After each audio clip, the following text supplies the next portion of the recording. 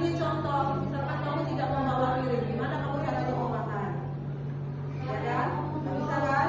Nah, itu berarti kamu harus ikuti aturan ya nak. Karena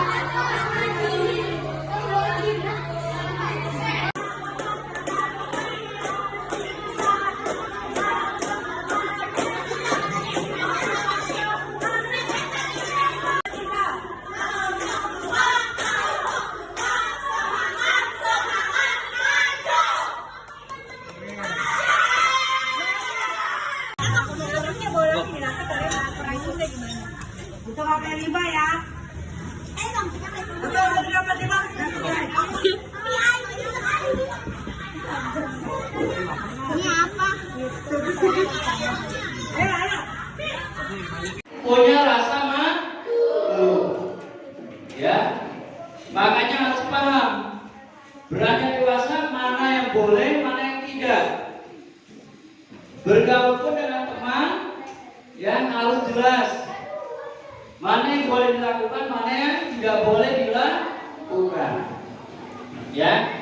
Yang kedua, bahwa remaja diartikan sebagai masa perkembangan transisi antara masa anak-anak dan masa dewasa yang mencakup perubahan biologis, kognitif, dan sosial emosi. Ya, kalian merasakan tidak ada perubahan dalam diri kalian? Ayo, merasakan nggak? Yang laki-laki beranjak dewasa ada perubahan nggak dalam diri kalian? Contohnya apa?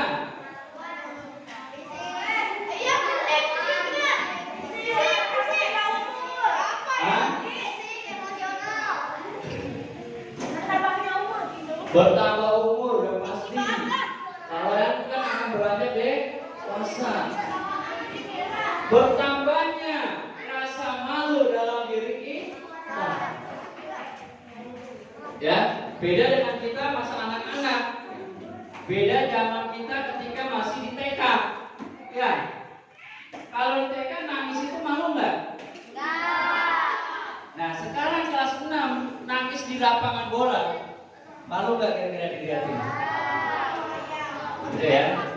Yang paling utama terlihat rasa malu yang sangat-sangat besar karena beranjak dewasa. Ya. Oke, yang paling mendasar bahwa kalian sudah mengarah kepada tingkat dewasa.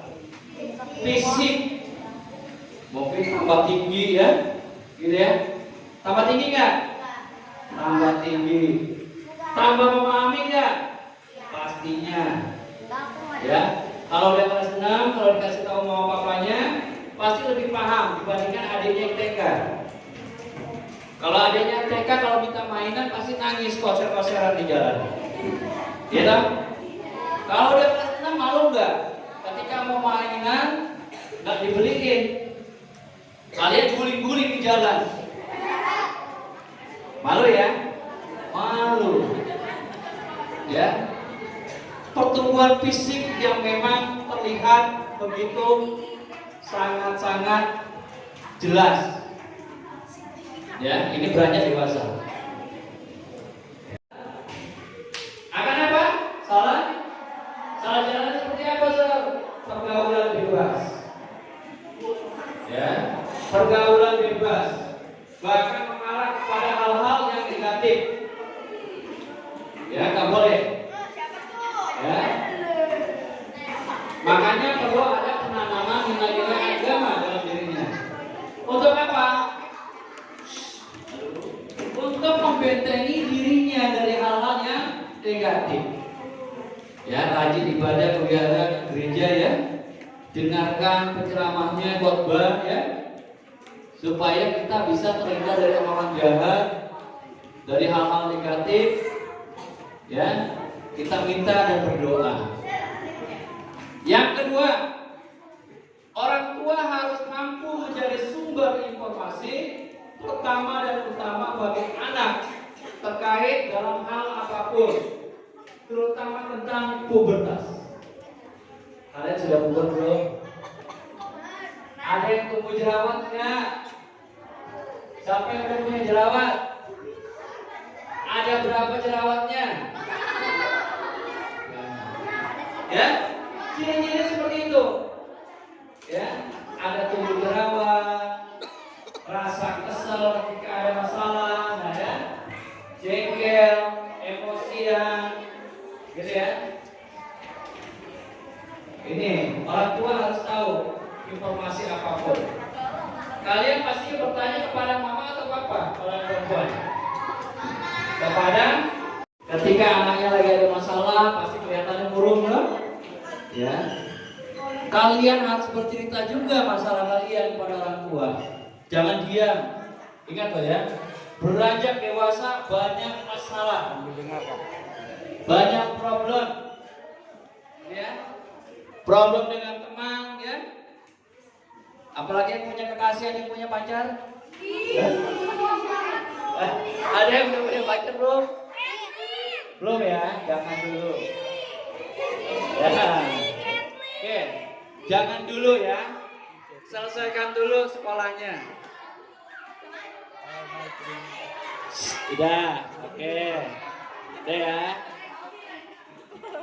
Ya, jadi kalau ada masalah cerita sama mama ya. Yang perempuan, yang laki-laki juga sama. Kalau ada masalah cerita sama mama atau sama papa ya. Jangan diam. Bahaya. Yang keempat, orang tua harus belajar untuk percaya kepada anak dan menanamkan nilai-nilai kejujuran. Saya mau tanya, halo? Ada nggak di sini yang mama atau papanya nggak pernah percaya sama sekali sama kita? Kenapa? Dengarkan. Kenapa?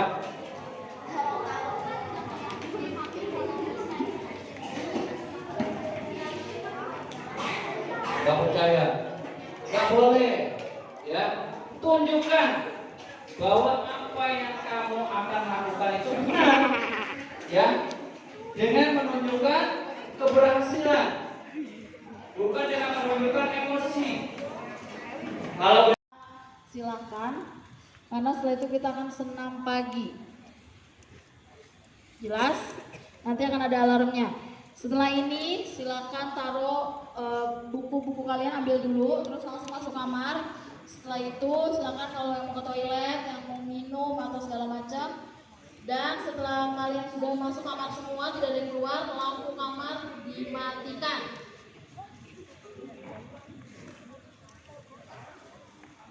Kenapa?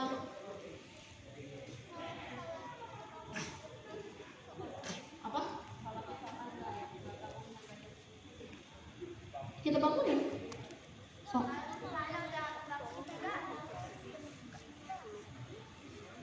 Maksudnya kamu udah bangun sebelum jam 5? Ya nggak masalah, yang penting kita bangunin pasang alarm jam 5. Paham? Masuk kamar sudah nggak ada bercanda-bercanda ya. Tidur, istirahat.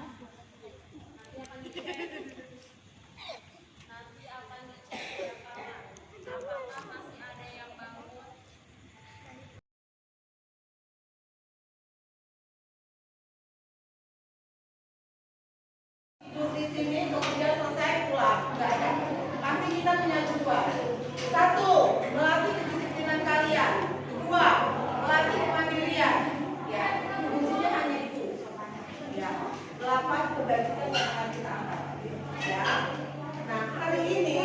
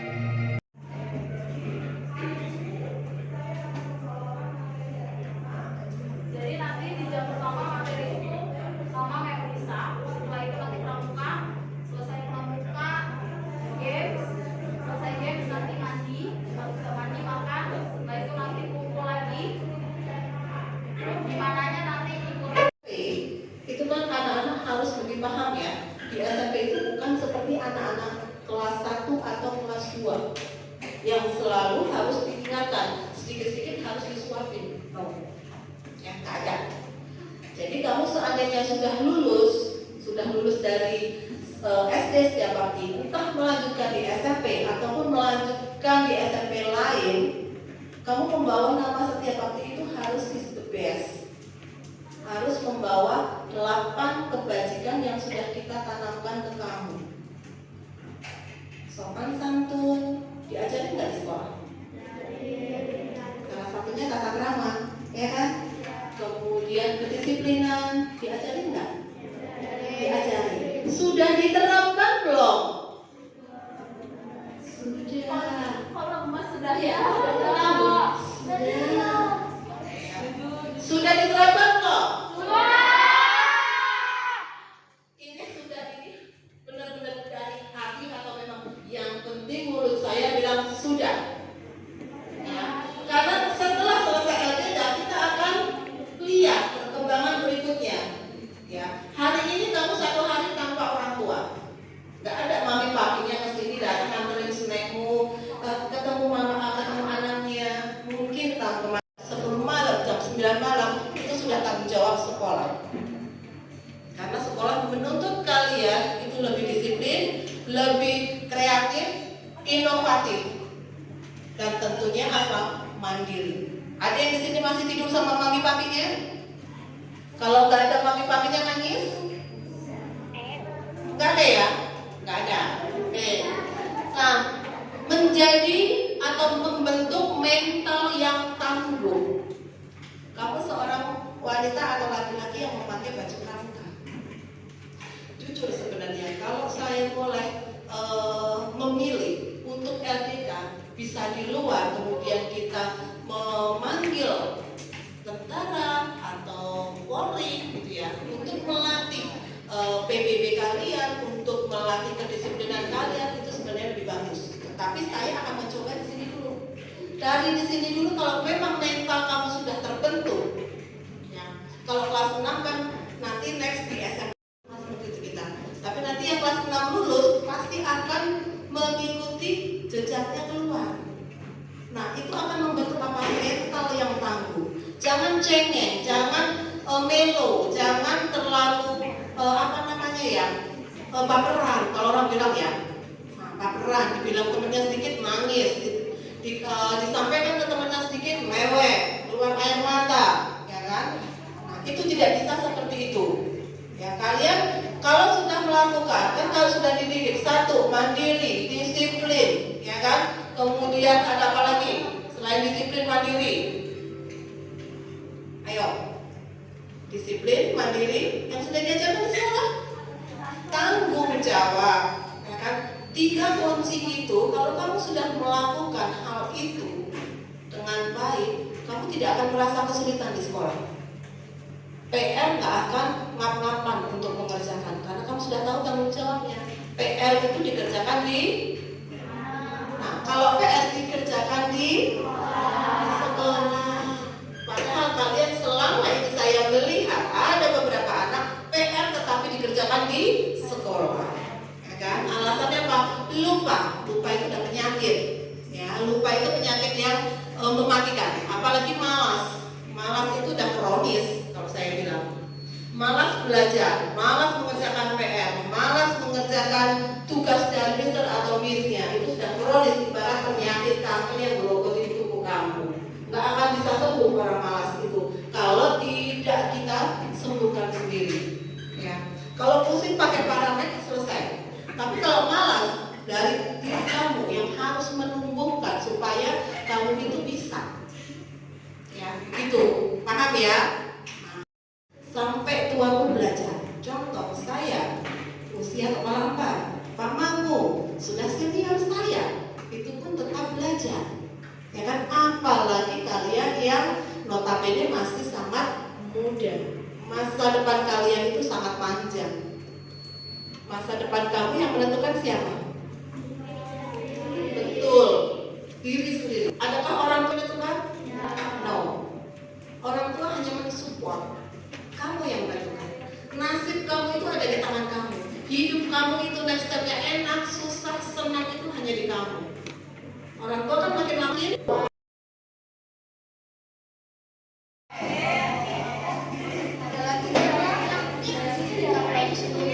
merapikan baju sendiri. Please good Chandra, thank you Chandra. Nanti ada hadiah buat Chandra. Ada lagi satu cewek yang mau maju. Ada lagi Meta. Saja judulnya sudah kelompok.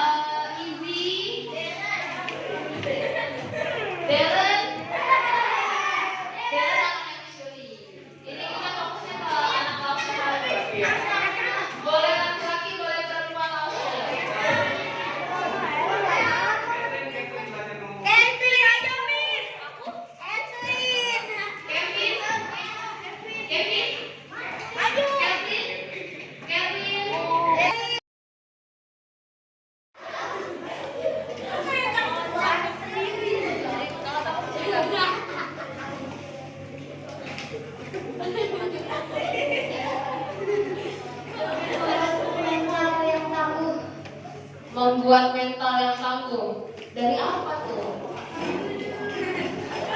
Contohnya apa? Kenapa kemandirian bikin mental tangguh itu kenapa?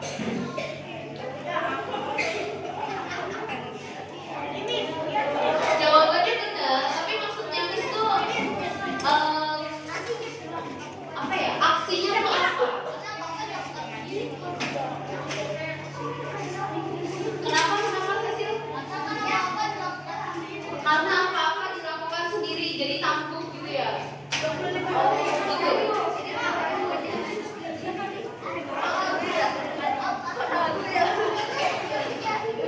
Ya baiklah, terima kasih Catherine. Ada 5 jawabannya sebenarnya. Jadi bisa ngambil satu lagi kayaknya ya. Dari anaknya Lausha hari dulu. Nanti dulu Chandra.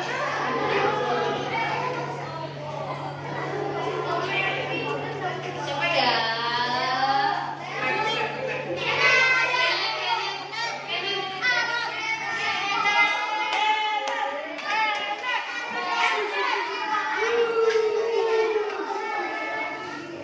Ya, Kenneth selain membuat mental yang tangguh, kira-kira pentingnya mengerti dirinya itu apa lagi sih? Tidak bergantung pada orang lain. Kamu ada contoh nggak?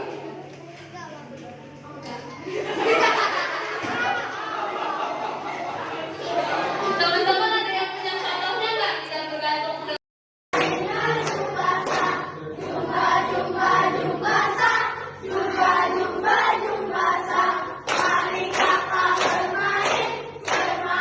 Contoh aja, tingkat kemandirian di sekolah, di perpus, di perpustakaan, ada kegiatan yang namanya literasi. Literasi itu kalian disuruh ngapain? Membaca. Nah, di saat membaca, setelah membaca kamu ngapain itu buku? Mengembalikan.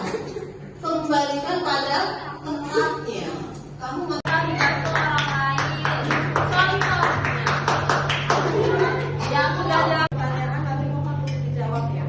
Kita harus paham karena kita sudah mulai. Kalau sudah mulai tidak ada lagi yang ngobrol, ya.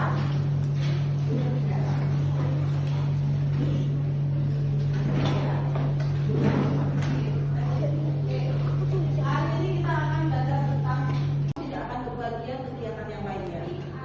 Hari ini contoh, misalkan kamu tidak membawa piring, gimana kamu caranya mau makan? Ya kan? Nggak bisa kan?